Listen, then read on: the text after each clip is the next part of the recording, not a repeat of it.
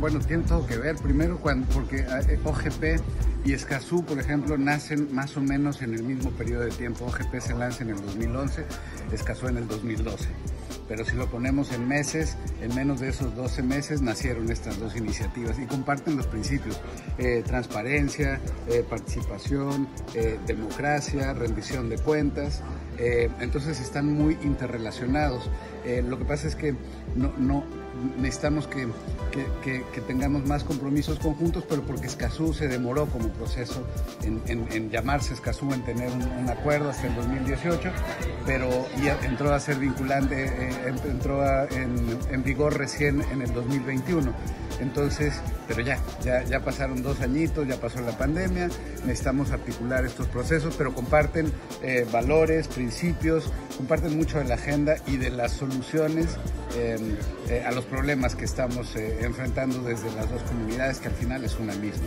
Teniendo en cuenta justamente esto que dices, como esta relación que hay entre las dos articulaciones necesarias, ¿cuáles vienen siendo esos desarrollos o esas buenas prácticas o herramientas que se pueden estar implementando desde ya en nuestra región y que por supuesto facilitan ese diálogo entre sectores, facilitan esa comunicación entre actores gubernamentales, pero también de organizaciones de sociedad civil, para hacer una agenda robusta en temas de sostenibilidad ambiental, sin que esto se tome como una agenda particularmente relacionada con un sector o no, del espectro político, sino que se vea como una construcción, una problemática global?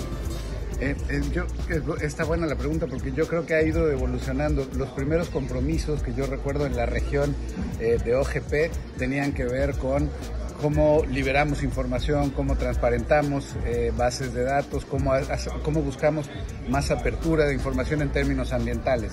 Yo creo que hoy ya estamos transitando de la apertura de información a la apertura más política, de procesos, de participación, de planeación, de derechos.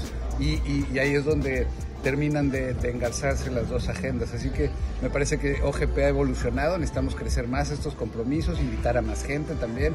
De pronto siento que los gobiernos y la sociedad se quedó en una suerte como de zona de confort, ¿no? Y entonces hay que mover el avispero para que se junten estas iniciativas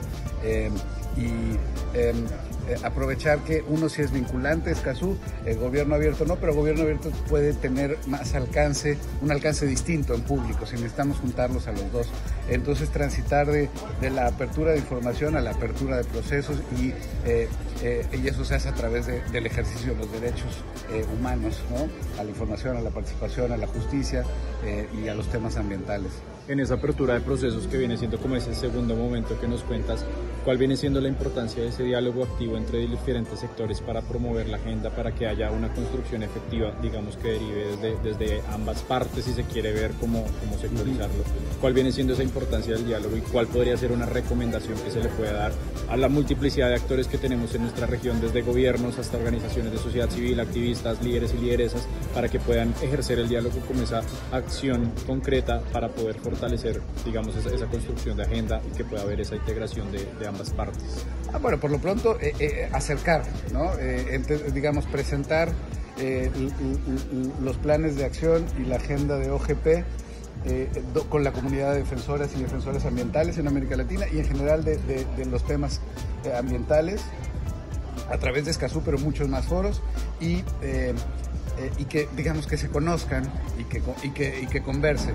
Yo creo que puede haber muchos más compromisos y puede haber acciones conjuntas, incluir los temas ambientales en las evaluaciones, digamos, de los mecanismos independientes de revisión. Ojalá pudiéramos tener, por si acaso cumple un capítulo ambiental o no lo tiene, cómo podemos darle valor agregado de una y otra a las dos iniciativas. Creo que establecer los puentes y los diálogos, y por eso me parece tan importante que tengamos estos eventos. Nosotros desde las primeras cumbres globales y regionales de OGP hemos tratado de hacer siempre unos eventos paralelos para decir, bueno, Arhus, OGP y ahora lo que se llama Escazú tienen que dialogar, porque si no, lo único que estamos siguiendo una fragmentación. Entonces los gobiernos a nosotros nos pueden decir, no, pues es que yo ya hice un compromiso en OGP y entonces ya le pusieron ahí el check. Y creo que no, creo que ya no podemos estar teniendo una agenda fragmentada y hay que unirla, porque al final los temas de la gente son los mismos. para finalizar, ¿qué recomendaciones, qué buenas prácticas le quisieras sugerir tanto a la sociedad civil, líderes y lideresas, defensores del medio ambiente, como también a los mismos gobiernos para que puedan promover una agenda mucho más participativa en esta construcción del desarrollo sostenible, de los procesos de buenas prácticas de gobernanza ambiental? Por lo pronto yo creo que entender, digamos, hay dos cosas que me parecen muy importantes de los procesos de OGP en América Latina y de Escazú, que es justamente eso, los procesos participativos para la construcción de los diálogos multiactor o los planes de trabajo nacionales o locales. Tiene que haber una cosa multiactor en OGP, pues, por definición.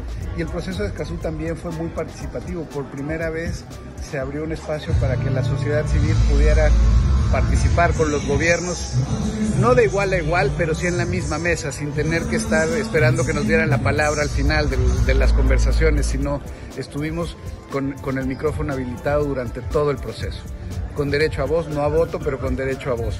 Y me parece que hay que entender que esos procesos tienen mucho que aprenderse del uno al otro y son tan importantes como los resultados.